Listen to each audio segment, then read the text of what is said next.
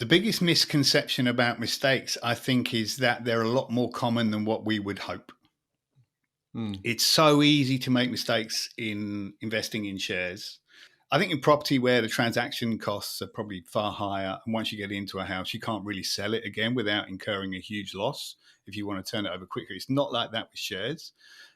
Shares makes it really, really easy for you to switch when you change your mind. And that can be a danger as well as a plus. So the capacity to make mistakes in investing, I think, is probably greater. And the capacity for learn from those mistakes is probably greater too. There's a quote in the book, John, and you say, the finance sector trades on complexity, preying on the general misunderstanding of the effects of percentages and compounding to enrich those within it at the Yeah. expense of the clients it is supposed to serve. Can you add to that? A lot of people have got rich for delivering average performance.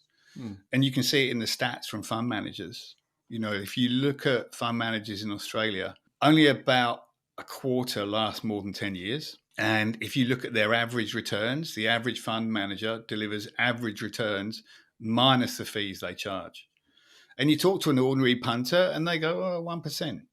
That's not much, you know. But when the market's returning 9%, as it has done over the past 30 years, 1% is a big number. Like that's 11% of your total returns.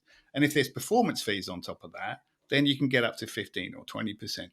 And compounding works in both directions. It works on the returns to you, but it also works on the returns to the fund manager or the financial planner.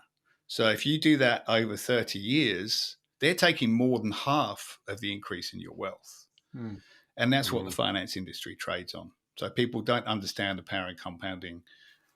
Percentages sound like a small number, and other people get rich on the basis of that. Was the one or two books that you read as a young man that sort of introduced you to the power of compound or introduced you to the share market or something like that? You thought, actually, you know what? I reckon I could give this a go. We were in Bondi Junction, and one of the analysts would go to this, or two of the analysts would go to this Thai place for lunch. It was all you can eat for $5. And that's kind of ridiculous when you think about it. They would go there every day, and I could see them getting larger as time went by. But that didn't. Well, and that's why are you doing that? Why are you doing that to your body? I said, well, do you know what the value of $5 is, or $25 a week over 20 years? And I'd never thought about it in that way. If you just save $50, and I told one of my kids this, who was talking about getting an Uber to get back into the city rather than getting a train. And I said, look, $50, you just in 20 years time at 9%, that $50 is going to be worth 300. And his eyes sort of went, oh. And that's what happened for me when they told me that about the $5 all you can eat. The time value of money in the future. Yeah. It's whenever you ask anybody about this question, they will always underestimate the amount that $50 or $100 or $1,000 is worth in 20 or 30 years' time.